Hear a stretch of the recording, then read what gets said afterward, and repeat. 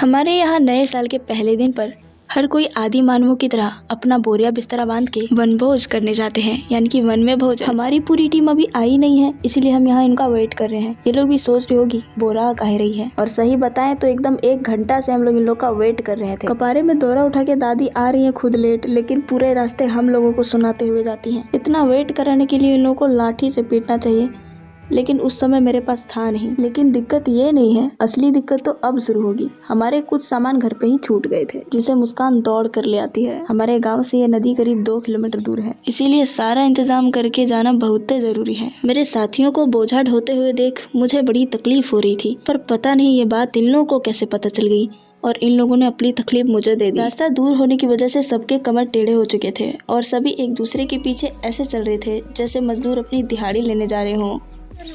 संभाल के। थोड़ी देर बाद हम डेड एंड में पहुंच चुके थे, यानी कि जिसके आगे कोई रास्ता ही नहीं था। साला ये दुख काहे नहीं खत्म होता है बे। और यही मौका था जांबाजी दिखाने का, लेकिन जांबाजी अकेले दिखाकर मुझे अपनी जान की बाजी नहीं लगानी थी।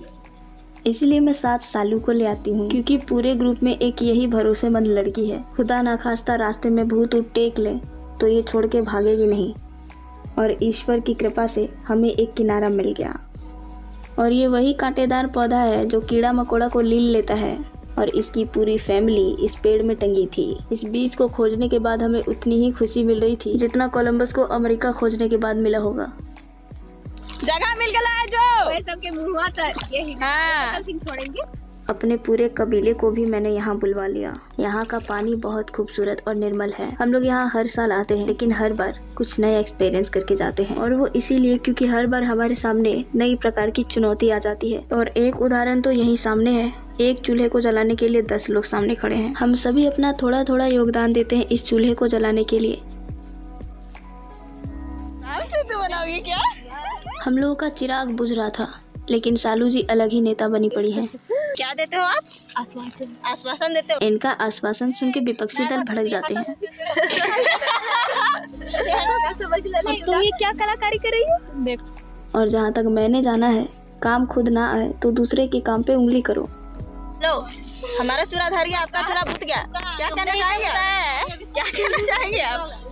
कुछ नहीं करना। चूल्हा तो जल गया था, लेकिन अब मौका था कुछ ब्रेकफास्ट बनाने का। लेकिन मेरे निर्बल हाथ तो इस डब्बे को खोल ही नहीं पा रहे थे। सब इतने भूखे थे कि कढ़ाई से दूर ही नहीं जा रहे थे। कब मैगी बनेगा उस पर टूट पड़ेंगे। ऐसा लग रहा था मानो हम सब तपस्या से उठे हैं और हमारी तपस्या का अभी फल मिलने ही वाला है। ये प्राणी मसाला खाती है। चाटो चाटो। और इस प्रकार हमारी सलवा लजा गई और इनका चम्मच माशाल्लाह। हम सभी इस पवित्र नदी में अपने पाप धोते हैं और चूल्हा बुझ जाने के कारण जो बच गया आटा था उसको मछलियों को खिला देते हैं।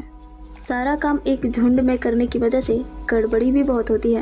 वैसे तो आज उस पिकनिक को गए हुए 30 दिन हो चुके हैं, लेकिन आज भी मुझे याद है वो मटर पनीर की सब्जी और अधपके चावल जिसे सब भूखे कुत्तों की तरह खा रहे थे। हालांकि खाने के प्रति सबसे ज्यादा बेरहमी मेरी बहन दिखा रही थी। सब खा पी के और थोड़ा सा पानी पल्यूट करके हम सभी लोग नाव का इंतज़ार करने लगते हैं, क्योंकि जिस रास्ते से हम आए थे उसी से वापस भी जाना मुलाजिम नहीं था। शाम काफ़ी हो चुकी थी, सूरज भी डूब गया था और पानी भी बिल्कुल शांत हो गई थी। ये नदी बहुत ही खूबसूरत थी। इस पल मुझे ऐसा लग रहा था जैसे एक पल के लिए माँ गंगा ने जीवन के सारे दुख दूर कर दिए हैं।